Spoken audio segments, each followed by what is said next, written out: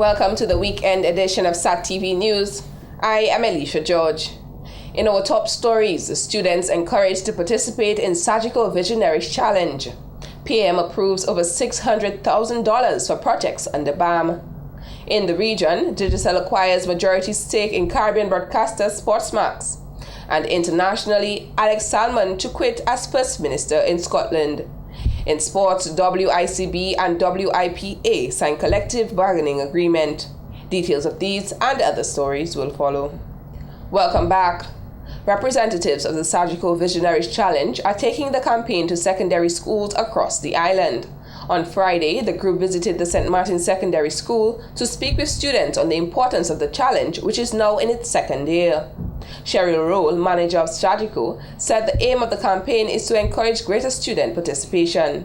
And we just want to encourage all the students from all the high schools, including students under 19 from the Dominica State College, to participate in the Surgical Visionaries Challenge using science, technology, engineering, and maths. They can work with the teacher of their choice, and it has to be 250 words that has to be submitted by October 13th. The design proposal must be submitted by October 31st for judging in December at the Windsor Park Sports Stadium. The contest seeks to engage students from age 11 to 18 to solve problems facing their schools and communities using science, technology, engineering, and mathematics, STEM. The contest also aims to ignite interest among youth for innovation in STEM in an effort to build and integrate sustainable communities throughout the Caribbean and integrate knowledge gained from formal and informal education to enable tomorrow's leaders to build a more sustainable Caribbean. Kendra Jean-Jacques of St. Martin Secondary won last year's challenge with her flushometer. My project was entitled Flushometer, Little Water, Big Flush. It was basically a toilet which utilizes high water pressure to flush, but at school we were facing the problem that our water end had low water pressure and it was unable to flush effectively.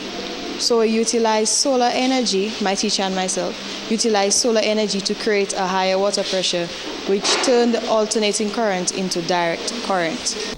This year's challenge will include students in Antigua and Barbuda, Barbados, Belize, Dominica, Guyana, Hillsborough County, Tampa, Florida, St. Lucia, and Trinidad and Tobago. One representative from each winning team will travel to Tampa, Florida for the STEM Ambassador Program in July 2015. Prime Minister and Minister of Finance, the Honorable Roosevelt Skerrit, has approved a grant in excess of $600,000 for the commencement of projects under the Banana Accompanying Measures BAM program. The Prime Minister made the announcement during Parliament on Thursday while seeking approval for supplementary estimates for expenditures of $45,056,927.22 from January 1st, 2014 to June 30th, 2014. In respect of the Ministry of Finance, Madam Speaker, grant funding from the Banana Accompanying Measures Program, BAM, was approved in a sum of $673,767.83 to meet the cost of administration to enable the commencement of the project. Prime Minister Skerrit revealed that under the BAM program, the rehabilitation of feeder roads will be given more attention. All the feeder roads selected and prioritized by the Ministry of Agriculture and Forestry for rehabilitation under the BAM have been surveyed, and estimates for the rehabilitation works have been prepared for the engagement of private consultants as well as staff of the Ministry of Public Works and Lands and Surveys Division. According to the Prime Minister, both local and regional companies have been invited to tender for the validation and supervision of works to be undertaken in 2 phases. This will include verification of the selected roads and verification approval of engineering drawings and pre-construction cost estimates. The indicative timetable for this project is as follows. 1. Deadline for submission of tenders for supervision, 12 September 2014. 2. Start of supervision contract, 1st October 2014. 3. Deadline for publication of tender for the works, 30th November 2014. 3. Deadline for submission of tenders for works, 31st December 2014. 5. Tender evaluation and award of contracts, January 2015. 6. Commencement of works, February 2015. 15. Grant financing of $255,000 was also approved under the BAM for citrus certification for the construction of composting base at the Botanic Gardens and purchase of equipment, the Prime Minister said. These estimates are the legal spending authority for each ministry. Any increase in the amount provided to a ministry during the course of the fiscal year is contained in the supplementary estimates. The government therefore had to seek permission from the Parliament for these incurring expenditures not originally approved in the annual budget. Other government entities with incurring expenditures included the Electoral Office, the Multipurpose Park House project in Roseau and Portsmouth, the Office of the Prime Minister for the State Funeral of late Vernon L. Shaw, the Waitukubuli National Trail Unit, the West Coast Water Supply Project, the Silver Lake Housing Initiative, and majority of government ministries. A decision by the government to amend the National Parks Act is not sitting down well with one local environmentalist who says the decision is a step backwards. President of the Waitukubuli Ecological Foundation, WEF, Bernard Wilshire, said the amendment, which was scheduled to be passed in Parliament on Thursday, would give the minister responsible for agriculture and forestry the power to reduce the size of Dominica's national parks. A source close to the government stated the amendment was not made on Thursday, but will be made at the next sitting of Parliament, as there are other amendments to be included. That is what is dangerous about this little piece of legislation. It's a very slight legislation, and it says that it amends what they're proposing to do is to amend Section 4 of the National Parks and Protected Areas Act, which is the main protection given to our forests in Dominica, to the national parks of Dominica. They're amending it by giving the minister the power to vary the boundaries of it, which means that they can vary it either to reduce it or to increase it. Based on the laws of the Commonwealth of Dominica, the original act only gave the minister responsible for agriculture and forestry the power to extend the boundaries of the national parks. Wilshire said there is no reason to reduce the boundaries of Dominica's national parks, a feature which the nature island of the Caribbean has been praised for by the wider world. This piece of legislation here is a retrograde step. It is a backward step. It is bringing the country back. It is not bringing the country forward. And what I suspect these guys want to do is, in fact, to open up, to take more lands from the national park in places like in the Roseau Valley for the geothermal, something that is completely inappropriate for the Roseau Valley. Never mind, these guys are telling you that this is their big answer to Dominica's energy problem. That is pure and utter nonsense. It is a government that has not thought seriously at all about the question of energy and the question of Dominica's future. You don't even understand what Dominica's future is to say that you're going to put a geothermal in the main tourism area, which would completely alter the whole character of the Roseau Valley. Former Agricultural Officer Errol Harris, who is currently engaged in conservation efforts, says while there may be valid reasons to make alterations to a boundary, the government should consult the public on its intention for such a decision. He said this dangerous amendment can have very serious implications for Dominica. We as a people love our national parks. They are what has made Dominica what it is.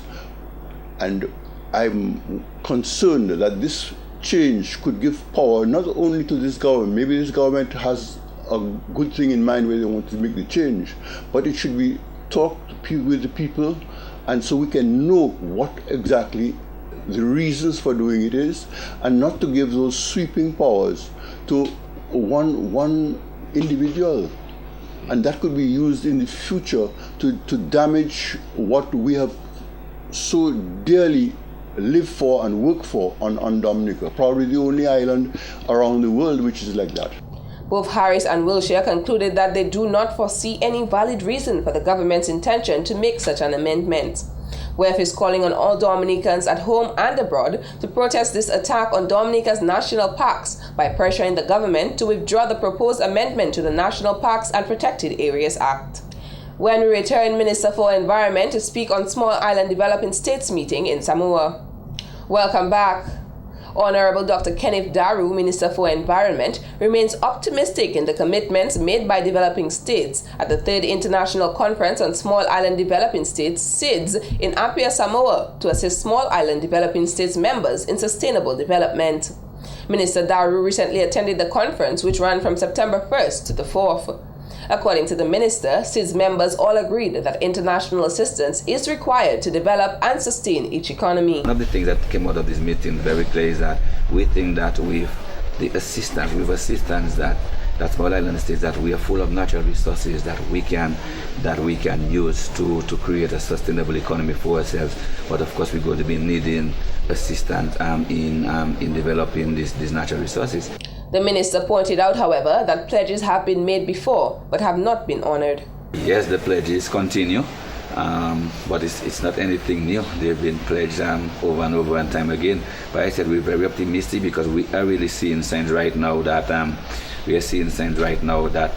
developer is really starting to listen. The minister said many more commitments were made at the conclusion of the recent SIDS meeting, and he hopes that these commitments are honored as quickly as possible. I think slowly but surely we are beginning to see a lot of these commitments being materialized, but we need these things to happen and to happen fast because the effects of climate change, the global warming and the sea level rise, it's not going to wait. It's not going to wait until the monies are made available to the small countries for them to begin taking effect. As we speak, as I said, the sea level, the rising islands are being submerged, so we need them to meet up to their commitments and meet up to their commitments very quickly. The 3rd International Conference on Small Island Developing States focused its attention on the Caribbean, African, Indian, and Pacific Oceans, which they feel have unique and particular vulnerabilities to climate change. The conference was guided by the theme, the sustainable development of small island developing states through genuine and durable partnerships. Dutch tour operator Boer Travel is looking to include Dominica in its list of Caribbean destination offerings. To facilitate that process, a 2-member team from Boer Travel has been on island for the past few days visiting a number of tourist sites in Dominica. Some of the sites visited included the Kalinago Barana Ote, the Cabrits National Park, the Emerald Pool, and Champagne Reef. Ellen Herder says she is now in a better position to market the destination on the Boer Travel website. We saw a lot of beautiful pictures and imagery and YouTube videos about Dominic. So we thought we have to take a look. The Dutch tour operator representative says she is very impressed with the island and would encourage visitors to remain on the island for at least 1 week. We'll also advise them to be here longer than just 3 days, because when we offer island hopping, most of the time people stay for 3 days on one island, but this has so much more to offer, so we would really advise to stay for a week and also do some trails and hiking and also scuba diving. Boer Travel has been in operation for the past 15 years, with 80% of its customers being dive and nature tourists. We also attract more other clients like the island hopping, nature lovers. So we don't can promise anything how many people we will bring to Dominica, but our expectations are good. So we think it will be successful, since you can dive and hike and you can do everything here. Over the past 2 years, the Netherlands-based company has extended their offerings to other islands such as Anguilla, St. Barts, St. Lucia, and Belize. Visitor information about Dominica will be posted on the Boer Travel website. The Dutch tour operator visit was facilitated by the Discover Dominica Authority. Almost 1 month following a stern warning by President of the Dominica State College, DSC, Dr. Donald Peters, to the new students against fighting on campus, the peace was shattered on Thursday. This is a message delivered by Dr. Peters on Monday, August 25th, during orientation week. It's cool to laugh, it's cool to have a good time, but please respect each other. No touching of individuals on this campus, because that would be the last day you put your hands on somebody. You can trust me on that one. You will not be here. You can bring your mother, your auntie, the Nene, Prime Minister Sterry. Nobody can get you back in here if you fight on this campus. Are we clear? Are we clear? Dr. Peters added, although conflicts among students are inevitable, it should be resolved like adults by both parties dialoguing and or engage student advisors or counselors to intervene so the matter can be resolved. This message didn't appear to have been understood by two female first-year students who were engaged in a fight at the DSC on Thursday afternoon.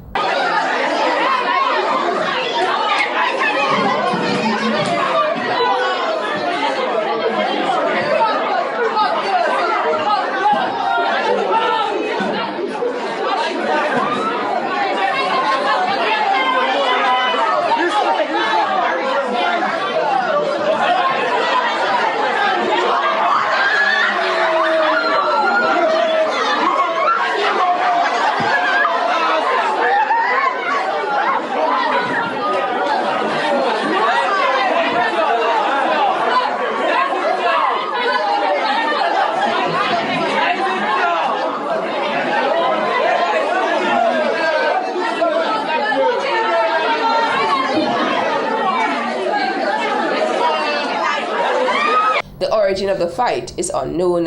When contacted, President of the DSC, Dr. Donald Peters, reiterated the DSC's zero-tolerance policy for fighting on campus. However, said it is against the DSC's Code of Conduct policy to disclose the punishment handed down to the young ladies. This has been the local segment of the news.